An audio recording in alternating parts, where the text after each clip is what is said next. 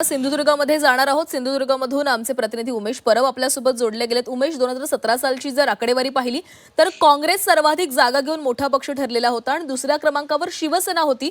मात्र गेल्या काही वर्षांमध्ये राज्याची राजकीय समीकरणं बदललेली आहेत। काय वाटतंय, सिंधुदुर्गमध्ये यंदा कोण बाजी मारू शकते?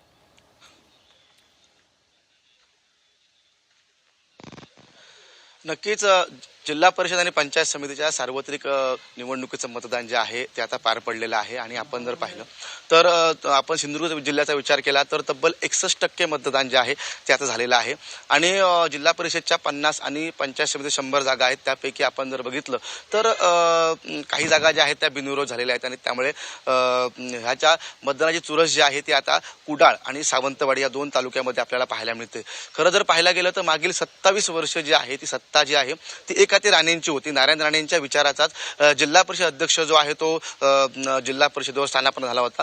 मात्र आता जर आपण पाहिलं तर यापूर्वी जेव्हा नारायण राणे शिवसेनेमध्ये होते त्यावेळी ती सत्ता शिवसेनेची होती। त्यानंतर नारायण राणे काँग्रेसमध्ये गेले, त्यावेळी सुद्धा ती सत्ता काँग्रेसकडे गेली। त्यानंतर राणेंनी स्वतःचा जो पक्ष आहे स्वाभिमान तो स्थापन केला होता। त्यानंतर जो जिल्हा परिषद अध्यक्ष आहे तो स्वाभिमानचा बसला होता।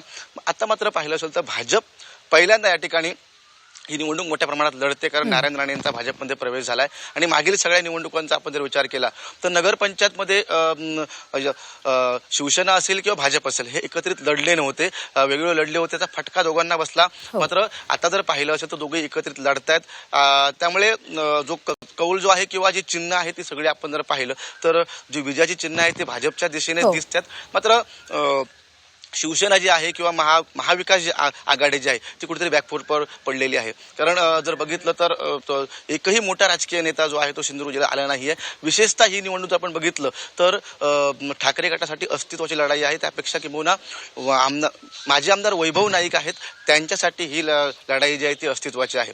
आपण जर तिकडे सावंतवाडी बघितली तर दीपक केसरकर यांची सुद्धा प्रतिष्ठा पणाला लागलेली आहे आणि कुडाळ मालवणमध्ये आपण जर पाहिलं मागचे काही दिवस माजी आमदार वैभव नाईक आहेत त्याच ठिकाणी ठाण मांडून होते आणि आपल्या कार्यकर्त्यासाठी आपण जे आहेत त्यांच्याकडे लढू असं देखील त्यांनी म्हटलं होतं। त्यामुळे आमदार निलेश राणे यांची देखील आता त्या ठिकाणी प्रतिष्ठा पणाला लागलेली आहे। आणि आपण जर इकडे कणकवली वैभववाडी देवगड मतदारसंघाचा विचार केला तर पालकमंत्र्यांचा करिश्मा चाललेला आहे। या ठिकाणी ते एकाची सत्ता घेतील असं देखील आहे।